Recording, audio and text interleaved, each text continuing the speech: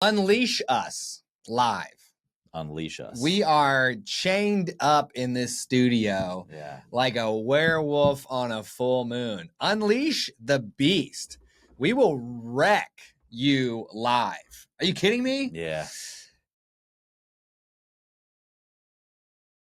Welcome to Sat Chats Rehash, the Bitcoin podcast where we chatting about sats. I'm your host, Stuart Bitcoin Maxi, who wears prescription sunglasses to protect you and your loved ones from my Bitcoin laser eyes. And I'm your co-host, Chris, founder and CEO of Ithaca Hummus, proud multi-coiner, Bitcoin smash buyer. Whatever you're doing right now, stop, head to YouTube, go to Sat Chats, and smash the subscribe button, just like I smashed Buy Bitcoin.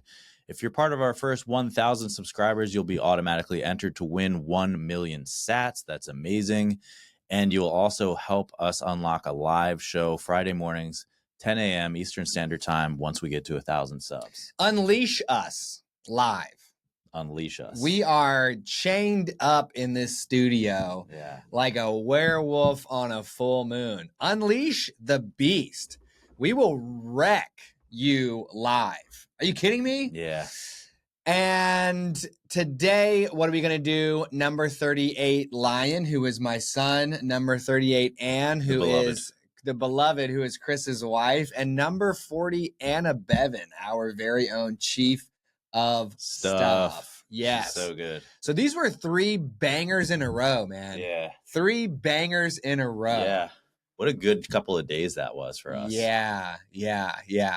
So, my son's show, man, most commented on show that we've done. I mean, currently ranks on YouTube, most engagement in the comment section. He's got some riz. There's no doubt about that. I think he's probably the most rizzed up of any guest we've ever had step foot in the studio. Ooh, I might have to give that to, I think it's number 32, Lucola. But Lions, he's probably up there. He's up there. I mean, if you did like a little riz per experience, years on Earth calculation, the trajectory that Lyon is on right now, he's going to be whizzing by Lucola, and any day now. Yeah. We need a satillionaire to jump in the comments and rank the top 3 most rizful guests that we've had on the show. So what did I love about it?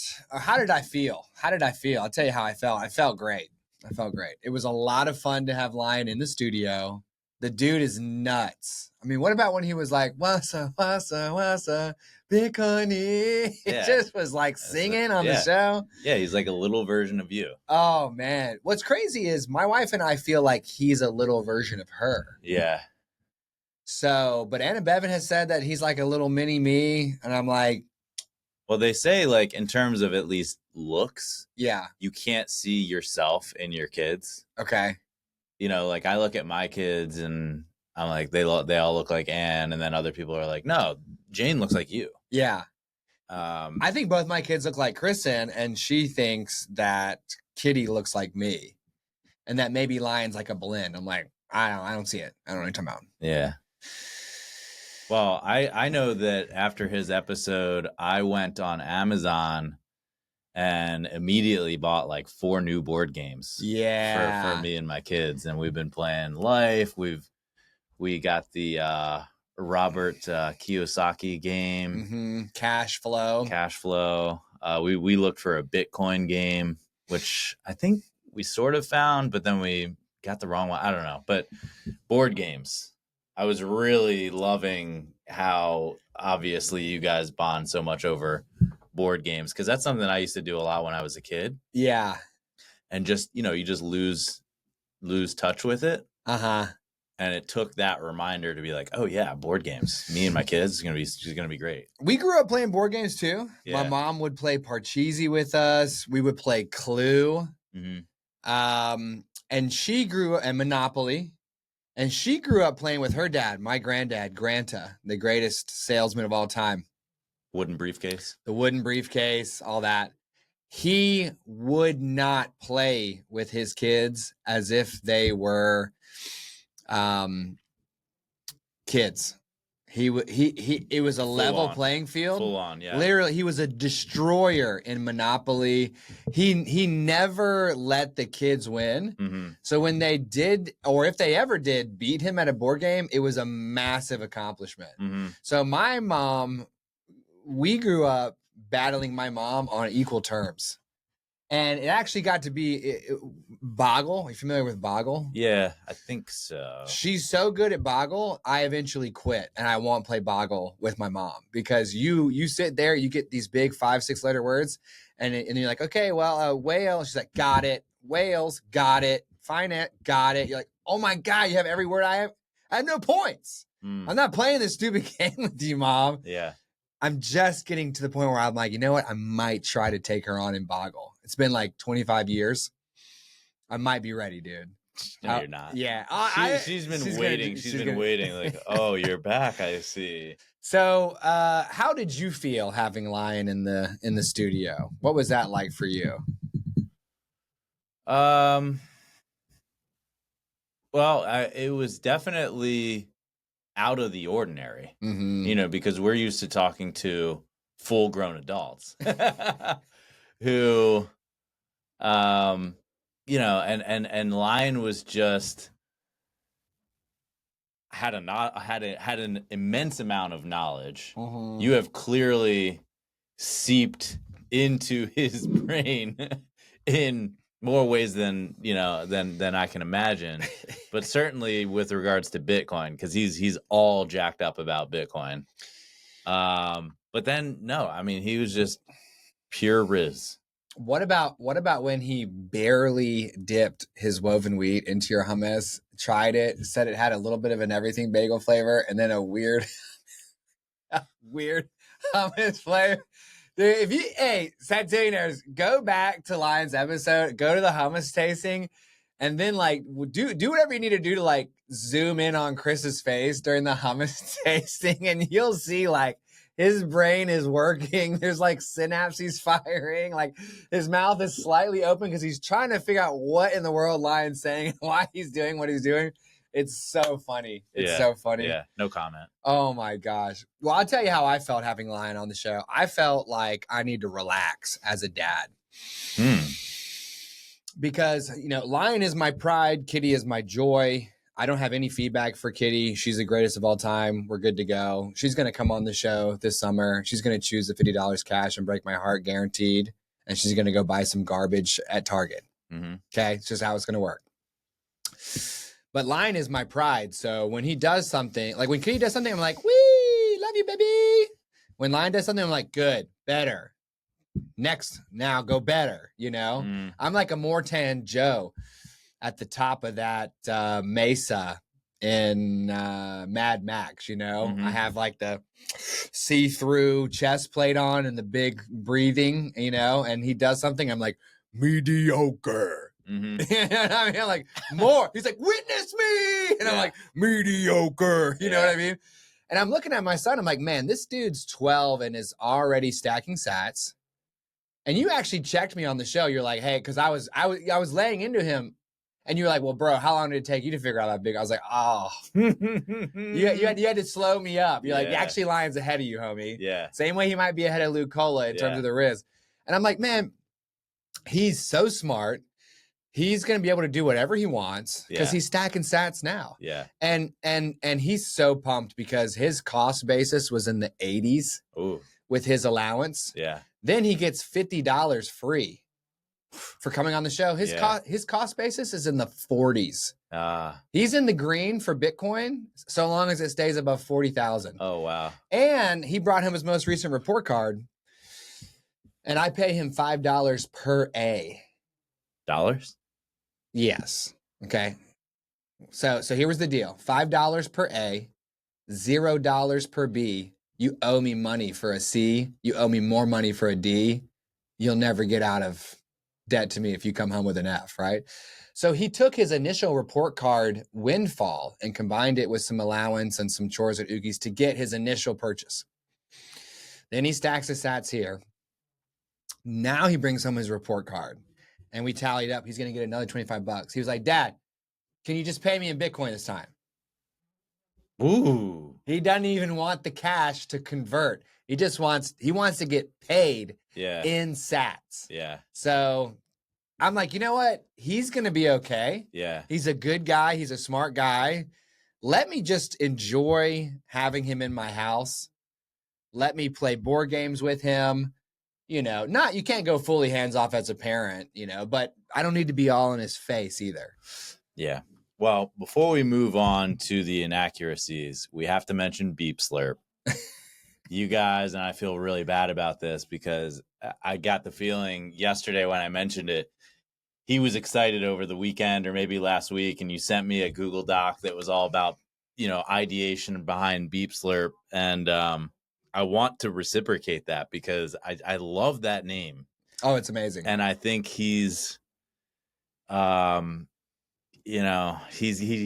got a unique perspective on the world. I will say that. Yeah. And so I'm gonna dig into that. Yeah. I'm gonna dig into that. Well, I was trying to work too, so it's like, all right, we got it, Lyon.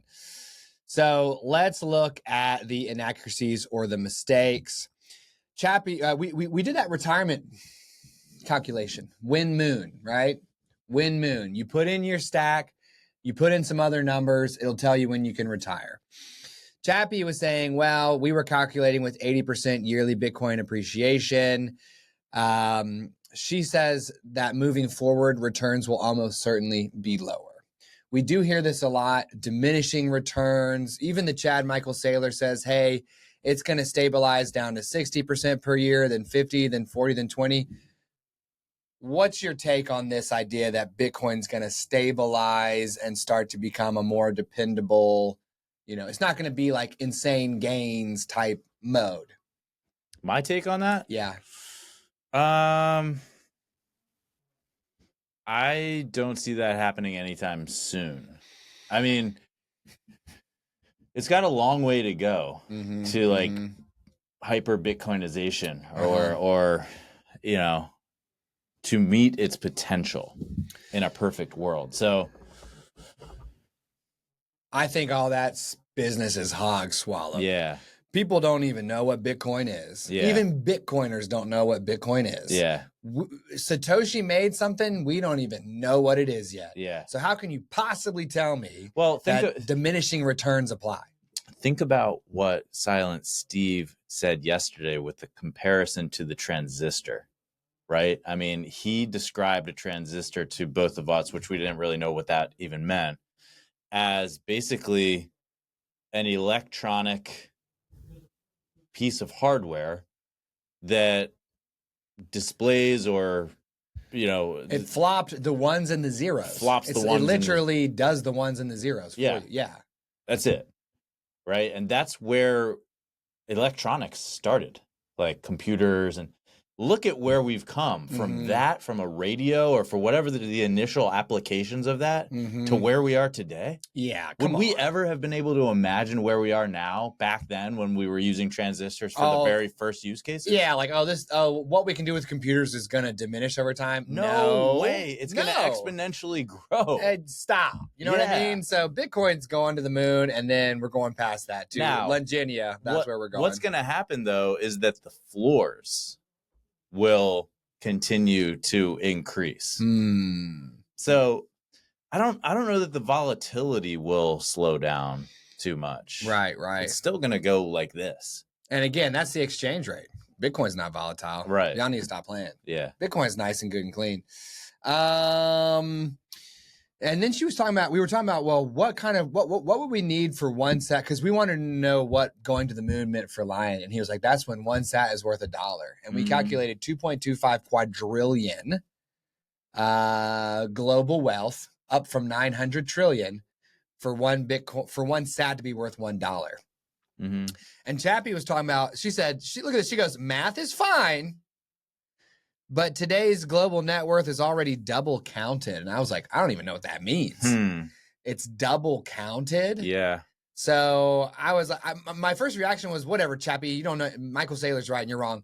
But then I'm like, well, I mean, I don't know what I need to focus on being rigorously honest and clean up my side of the street. She's saying something is double counted here. I don't know what that means. Well, what I think she means is there are hard assets like real estate, like Bitcoin, like gold, things that have value that you can use as collateral, like real hard assets. And then there's all these financial products that are built on top of them. Yeah. So you sell equity in a piece of real estate through a REIT, you know? Yeah. So the value of the piece of real estate plus the value of the equities combine to double count. Maybe that's what she's saying. I also am kind of, what you're saying is making me realize that I need to go even further than I have gone. And what I mean by that is, you know, I started off feeling like Bitcoin was worth dollars and that I wanted to put my dollars into Bitcoin so that it would turn into a lot more dollars. And then I could sell it for dollars and get stuff like tattoos. And then like I had a breakthrough that Bitcoin was worth Bitcoin and that each Bitcoin was worth $44 million if you divide the world's wealth by the number of Bitcoin available. But with all this double counting and stuff like that, in a world of hyper Bitcoinization, where I really need to get to is how much in the real world can I get for my Bitcoin? Like, I need to get to where I can conceptualize of Bitcoin as, okay, well, I can live the entirety of my life and get all the food and the clothing and the trips and the memories that I want on 50 million sats or something. Like, I need to get to the point where I'm saying that Bitcoin is worth real world goods and services and memories. And I don't know what that, I don't know, like we got the exchange rate between Bitcoin and dollars. You know, what's that 2100 big, you know, buying power? What's the buying power, the purchasing power, you know, of Bitcoin? To where I'm not even, because I thought I was being cool going to where I'm like, well, every Bitcoin is worth 44 million. That's why you need to buy as much of it as you can.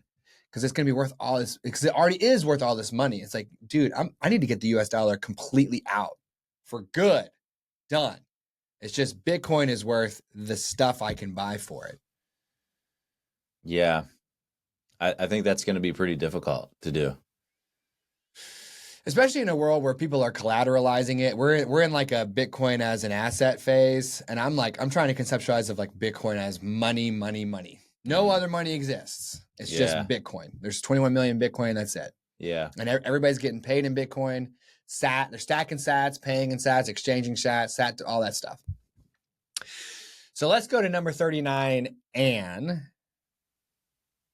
Sweet Anne. What do you got to say about this one here? I mean, what's not to say about Anne? She is Anne the beloved. I love how you called Kristen the beloved, and I am going to. I call Anne Sweet Mother Magdalene in our household because she is literally a saint. I mean, the best mom. She's the perfect counterbalance to me because I'm, you know, just a naughty little goblin. Yeah, I mean, just a warty troll from Jotunheim. Yeah, I mean, up from underneath the icy bridge. What did we do to deserve our wives, dude? What did we do? Nothing. We're the luckiest guys on earth. Yes. So lucky. Yeah. Unbelievable. Like, we're getting away with something. Somebody's going to come and be like, sorry, actually, no, this isn't your family. Yeah. We messed up. You're over here. Yeah. Okay? Yeah. Yeah. We live in this ditch. Yeah. We made a mistake 15 years ago. So you actually owe us quite a bit for all this time that you've been fortunate enough to spend with this lady and these little young. I feel like we quantum leapt into another dude's body who did do good things and does deserve this life. Yeah. And we're like, every time you look in the mirror, there's like a different, it's not what people see. Yeah. Oh my gosh. And by the way, like when you look, if you open up the beginning of the episode where we're showing the hook, because I think she's in that shot, she's sitting there and her hand is like this. It's facing the camera like this, Mm-hmm. and it's like it's beautiful. It's white. It's like graceful. It's like draped. And she's holding her chin. She's like it is like accidental Renaissance saint style portraiture. It's crazy. Yeah, it's crazy. Yeah, she's wonderful. So how did you feel chatting about Sats with her? I mean,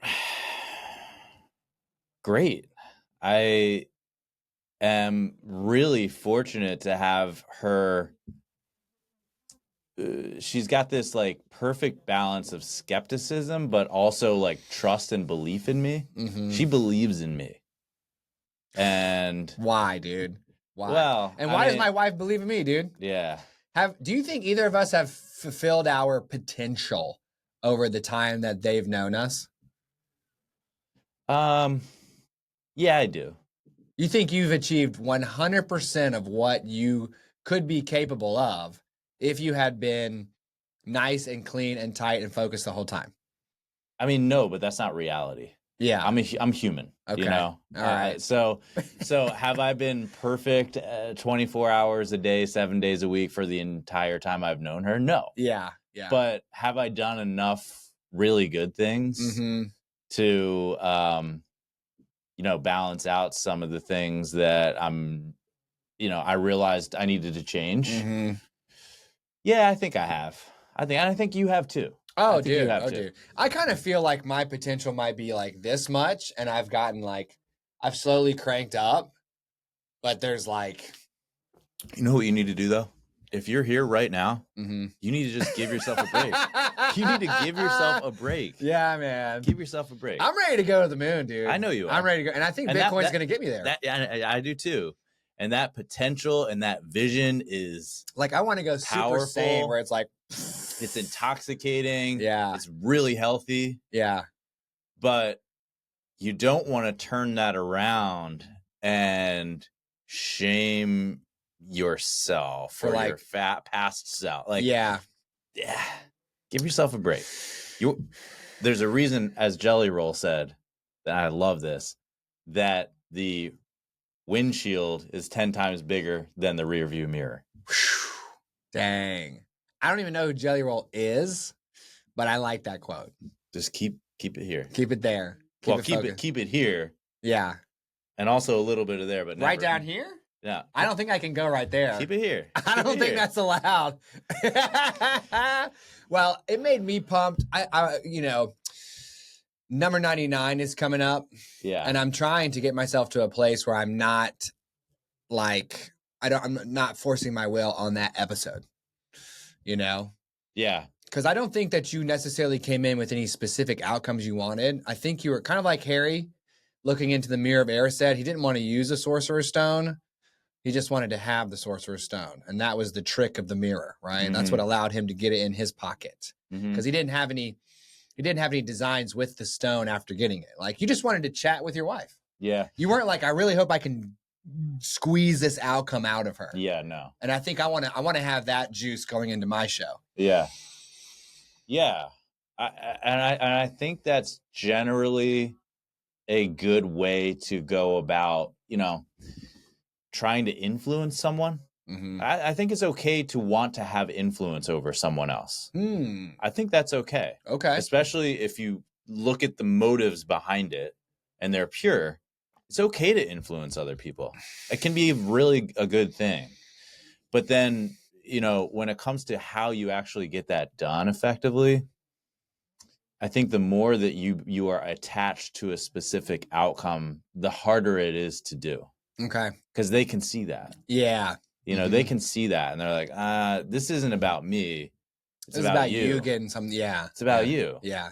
And then that might actually be a sign to go ahead and check those motives. Yeah. Yeah.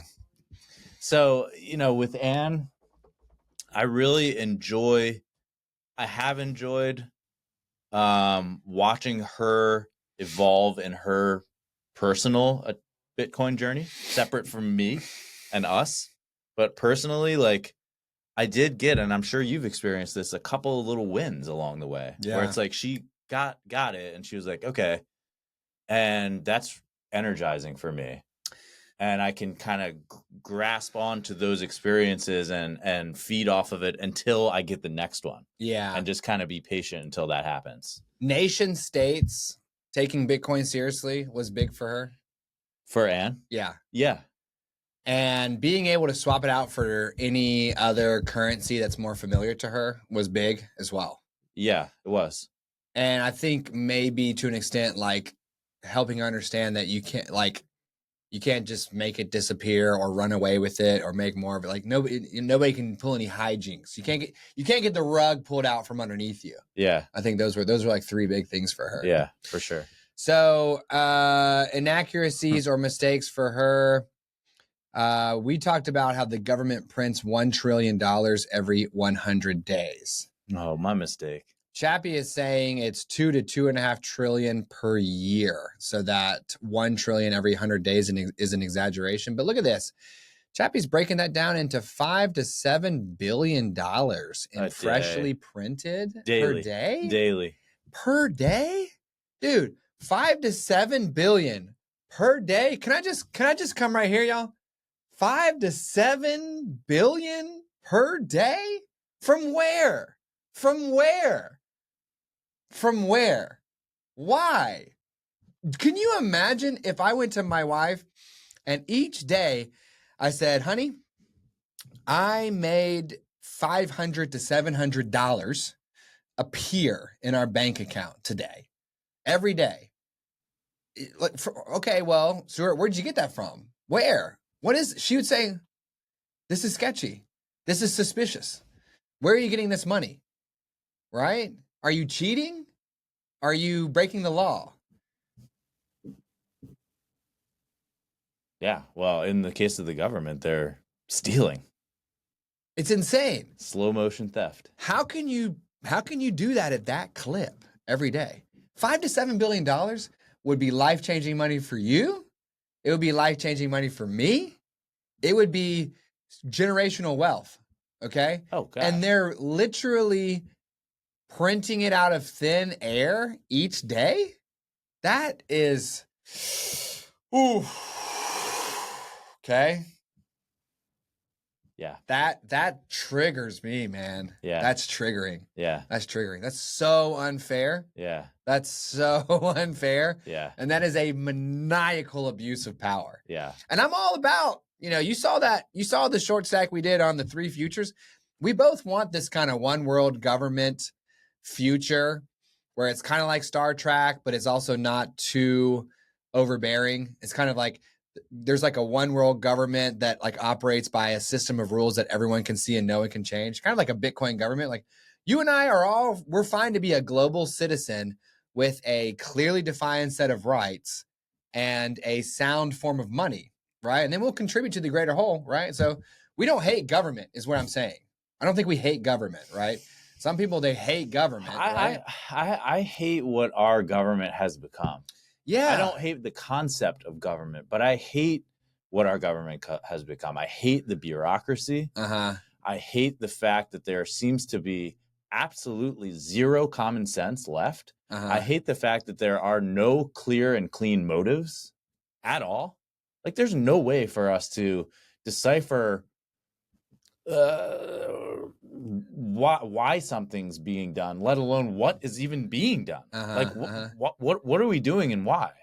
Like it's just who put you in charge of the money? At what point did you get charge of the money? Yeah. What, like when did we flip from money is a thing nobody controls to you control the money? When did that happen? Yeah. Why did it happen? Mm-hmm. How could it happen? Well, it's happened in stages, that's for sure. It really, the other day I was thinking this, Chris, I was like, man, this is like, having gold as money and then centralizing the gold and papering over it and then removing the gold and just having the paper. It's like having a building and then putting scaffolding up around the building for improvements, but actually just tearing the building down inside the scaffolding and just leaving the scaffolding up. Yeah. And be like, oh, it's better now. Yeah. What? Yeah. You got rid of the thing that was on you got rid of the real thing. Yes. You got rid of, we got scaffolding. Yeah. We got scaffolding here in America. Yeah. That's so like, woo. Yeah. Well, I, as dismayed as I am about the current state, I'm still really hopeful for the future. I'm still very optimistic about, where this goes. I think America has seen much more difficult. I mean, the Great Depression, 50% unemployment. We survived. Yeah. We will survive. We will get better. It's just, you've got to go through a painful experience, and the pain has to be great enough for enough people to raise their hand and say, what's going on? We have to fix this. And I think, this is not a political show, but I think we are in the middle of that right now. I hope we are in the middle of that right now. Well, here's what I'll say, because on a lot of the Bitcoin podcasts that I listen to, they do talk about like a painful, cataclysmic type moment. And they're like, but look, guys, if we can just get past that moment, everything's going to be great. And I disagree with that. Here's why. I read a book, 40 Centuries of Wage and Price Controls. They studied 4,000 years of different forms of government attempting to put their finger on the scale and adjust how the free market works. And there's numerous examples of those controls evaporating. And what happens is the nonsense boils out. That's the phrase they taught. It said boils out. It boils out quickly. It's actually not painful. It resets itself quickly. So I do think we need to just literally take everything off of the marketplace, because the marketplace is a force the same way gravity is a force. Just get it all off, and it very quickly will find its true equilibrium. And that painful point, it ain't gonna be that I don't painful. know. I don't know that that's true. I mean, think about, and we're really going down a rabbit hole here, but like, think about national security.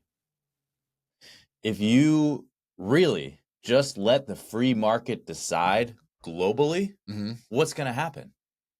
Everything's going to be manufactured in somewhere not in China, right? And then what happens if they're like, whoop, no more of the stuff that you need? But what happens if there's a flood or a tsunami or and we all of a sudden have no infrastructure left because the free market decided that goods need to be manufactured in China because that's where it's cheap and that's what the market wants. Yeah, but the reason why it's cheap in China is because there's all these wage and price controls in place.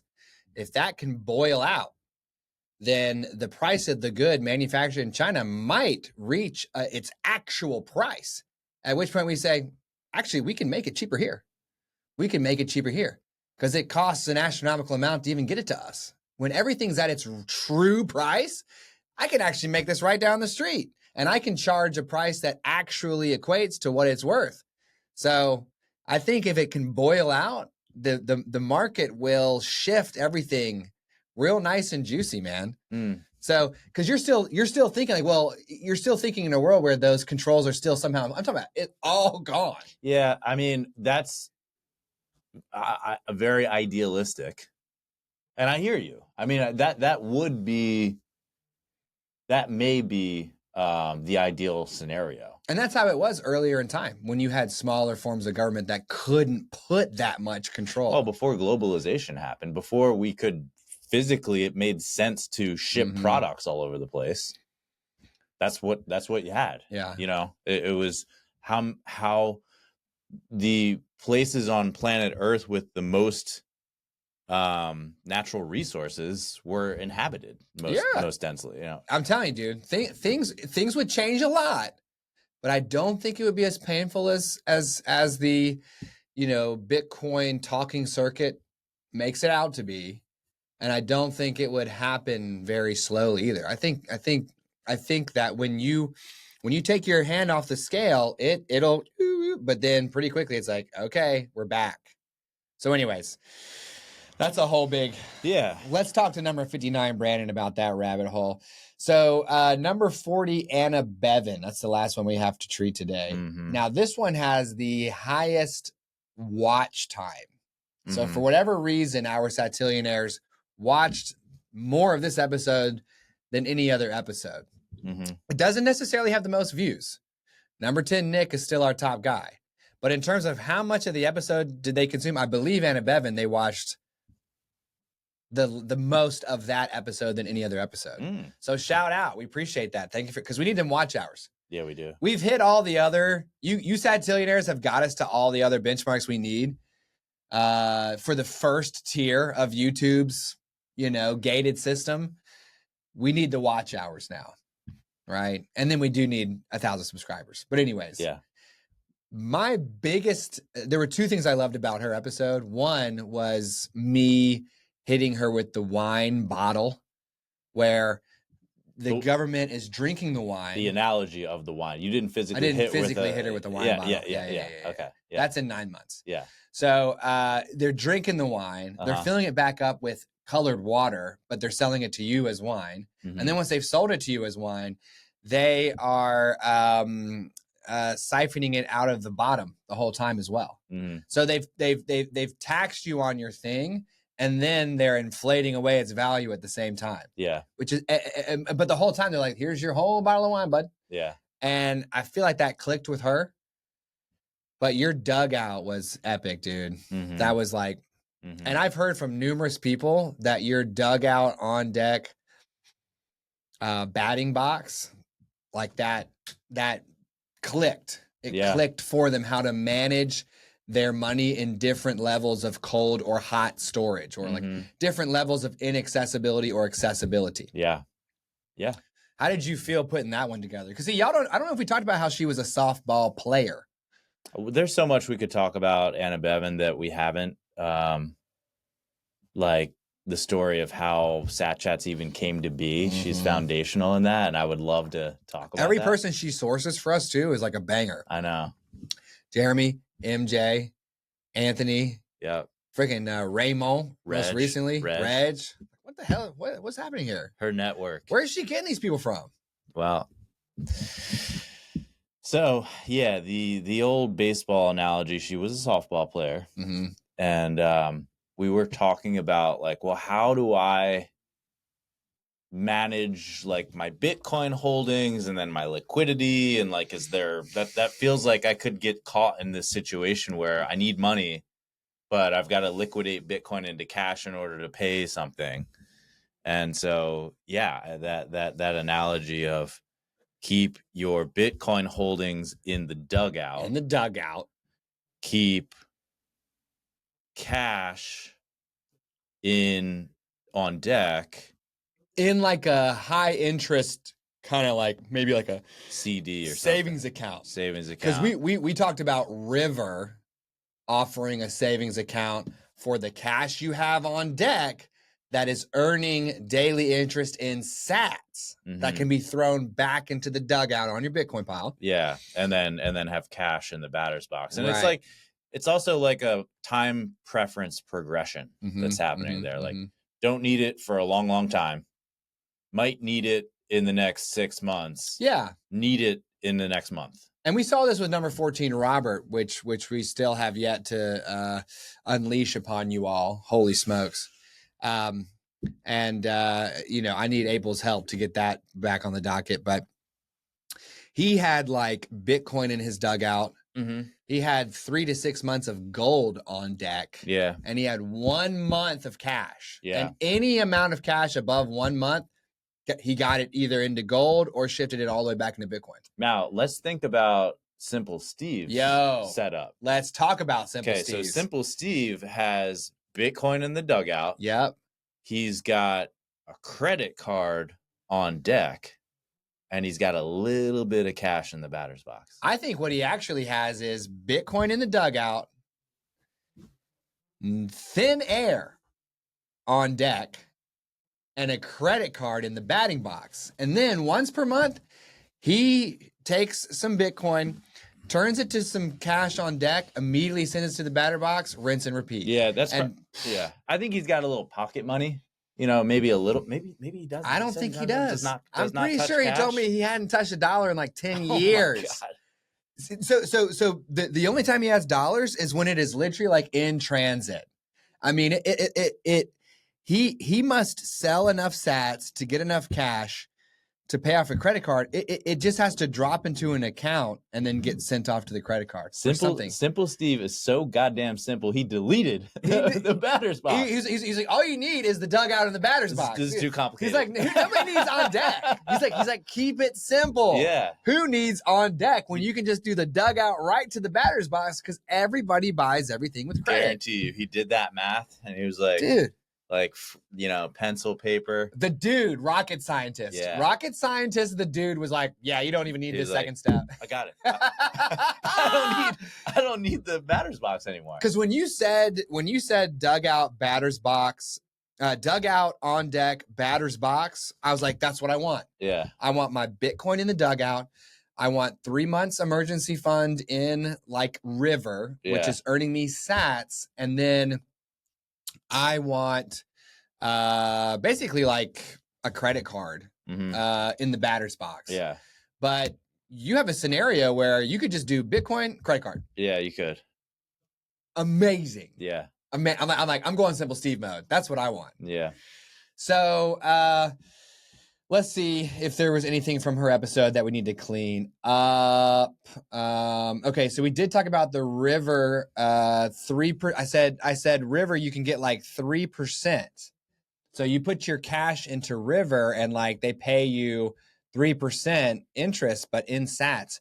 Chappie says the current rate is 3.8 on US dollar balances, FDIC insured up to $250K with interest paid daily in sats. I want some daily sats. Yeah. I know me and number 33 Jameson have been repping Siku for years. I might need to switch up savings accounts because less than 1% paid monthly from Siku, that ain't 3.8 daily in sats. I'll tell you that much right now. Daily? No. It's well, I don't think you're getting 3.8% a day. No, yeah. But they're calculating on a yearly basis. And then they're kicking you sats every day. Yeah, so it might be 17 sats, 19. I mean, it's nominal. Yeah. But how fun would that be to watch that number tick up? Yeah. Each day? Yeah. I'm loving that. Yeah.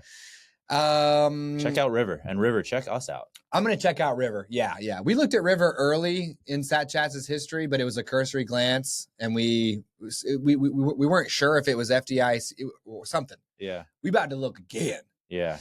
Or actually what we're going to do is we're going to go cold card Q to Gemini credit card. Yeah. All right. So anyways, Bitcoin back loans run 12 to 15%. Chappie said, check it out. These rates are likely going to be dropping soon.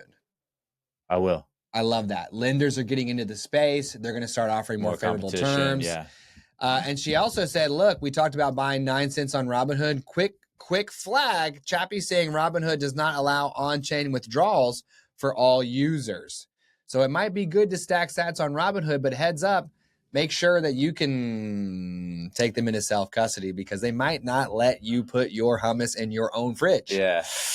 Yeah, you keep them here. Oh, you want them? Oh, no, sorry. Yikes. Sorry. I don't like that. We actually don't have them. Yeah. Yeah. We rugged you. No comment. Yeah. So we'll see. Yeah. That's what she said. Yeah. Might not be right. That's what she said. So that was number 38, my son, Lyon. Most commented upon show. Great for kids.